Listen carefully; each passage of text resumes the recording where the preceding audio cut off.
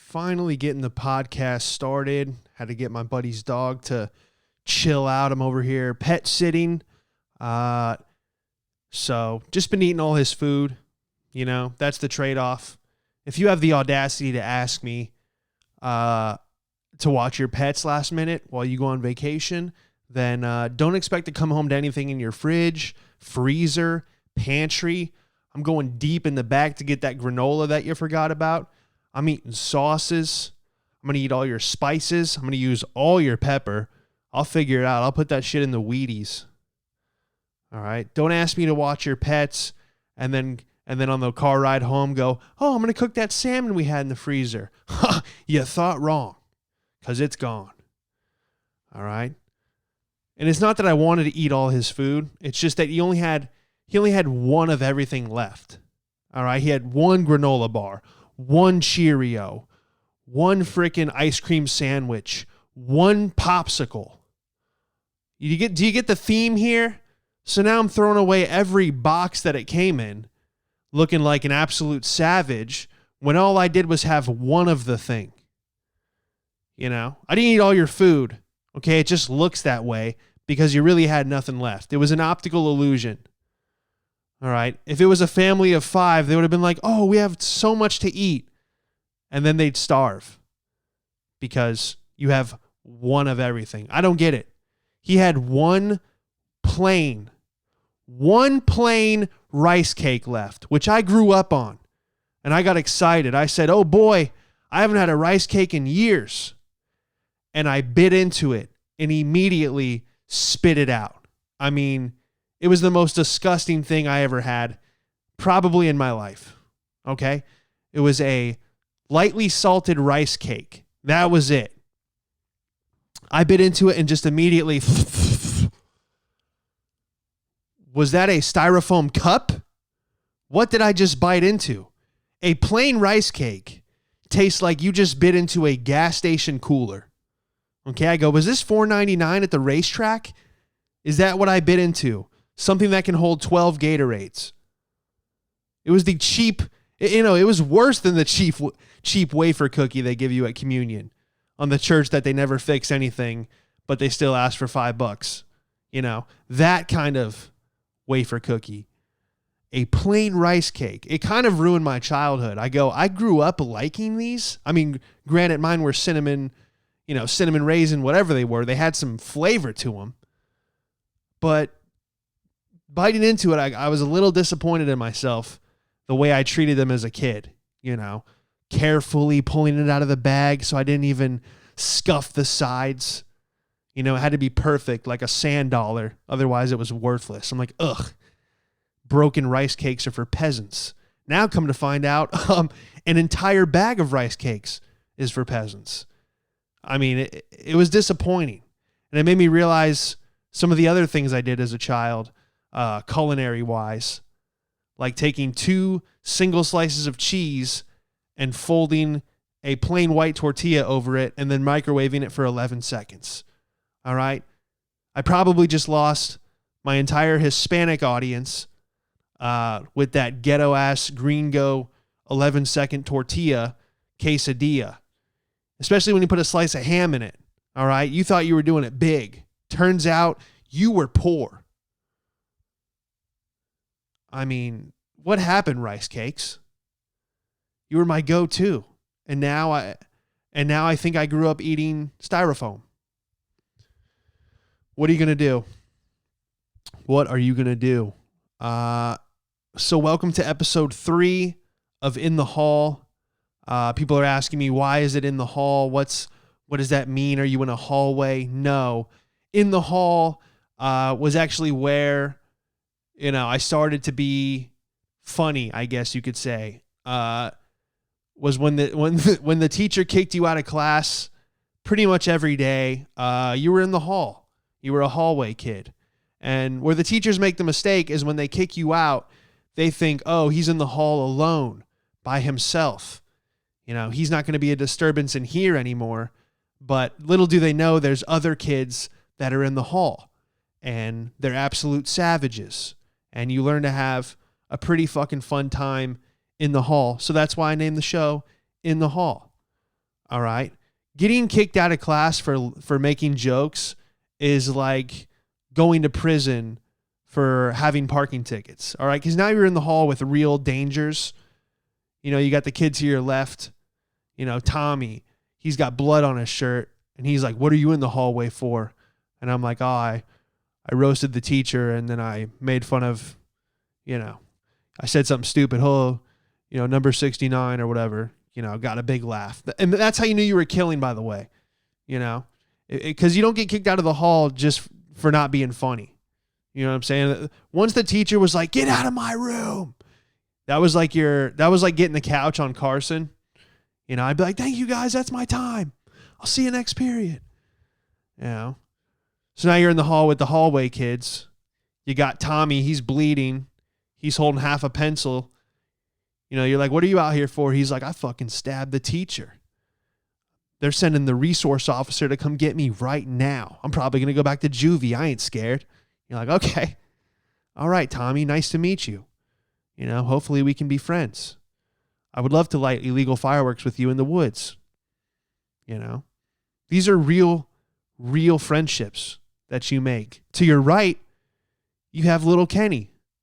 And he's so excited because his cousin just flew in from California and he has the best weed. And I didn't smoke at the time, but it was really entertaining here. And yeah, man, it's got orange hairs and purple hairs and bro, shit you've never even seen before, man. And we're talking some serious shit, bro. Smelled up my whole fucking room. My mom was like, what is that? You know, I said the dog got hit by a skunk. You know, so these are your friends. Kids with the clear backpacks. I don't know if you had that in your school, but if you had a clear backpack in middle school, it means that you've, one, had a weapon in your bag previously, so now they get to see, you know, it's like a already done x-ray, you know, the x-ray backpack. They can see if you have drugs, weapons.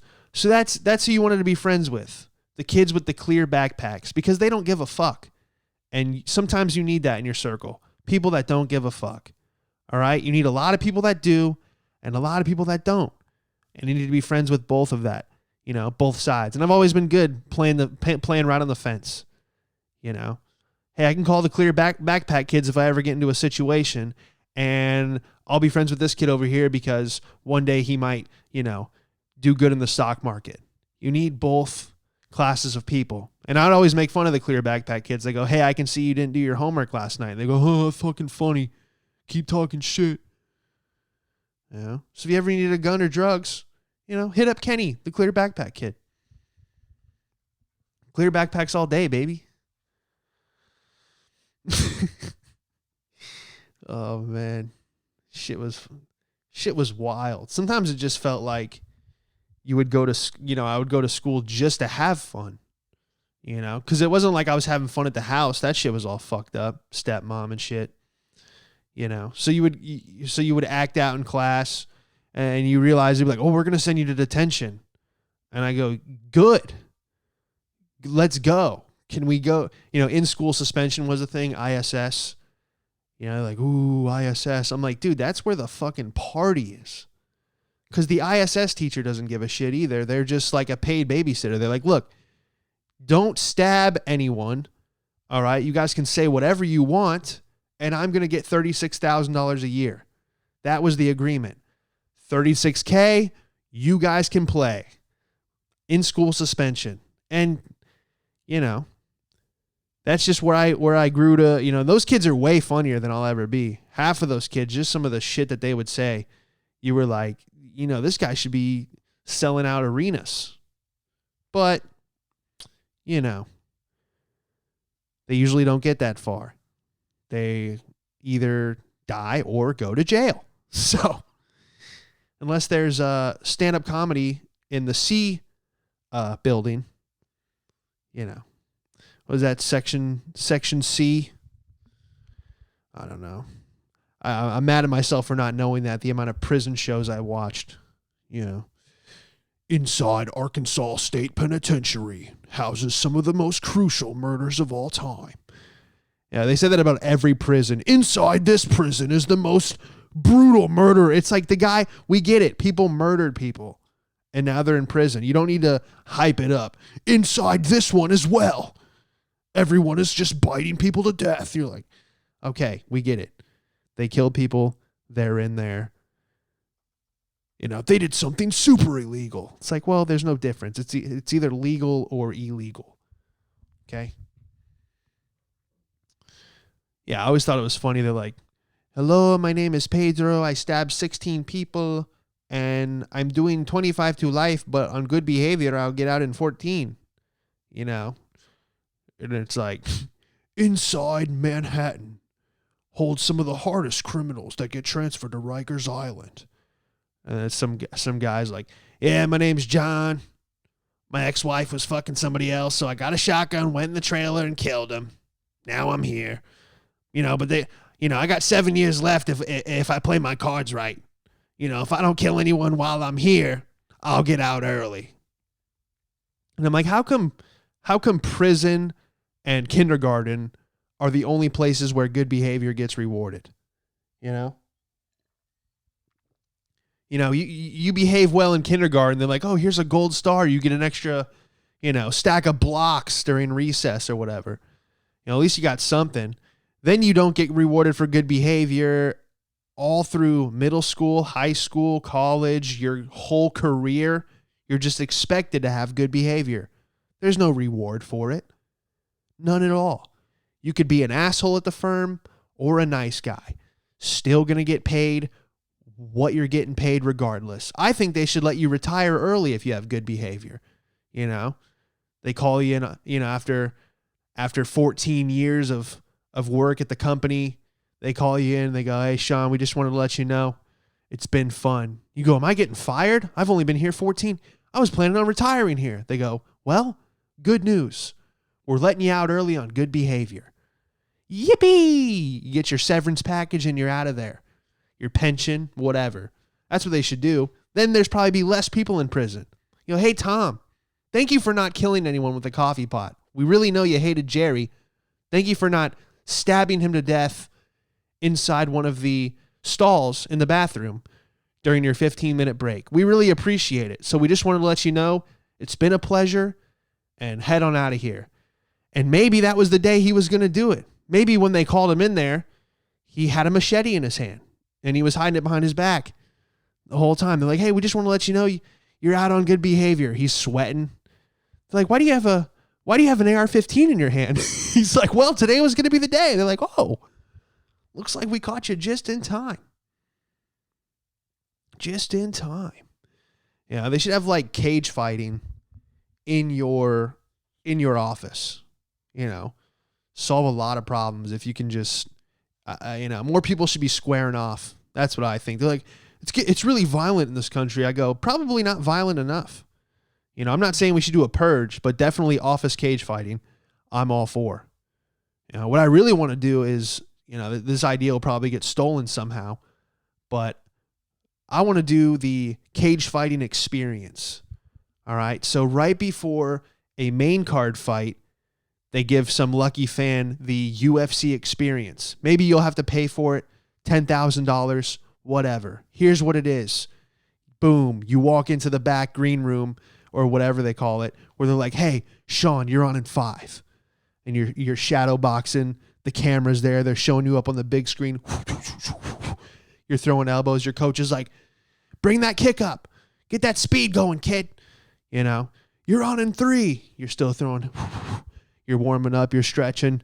All your trainers are there. Boom. They bring you out. Camera. Fans cheering. You have your own fight song playing. They let you pick it. Boom. You get out there. They Vaseline your eyes. They pat you down. They check you. You hug your final coaches that you just met for the first time. Now you're in the ring. Fans cheering. Sean, Sean, Sean, Sean.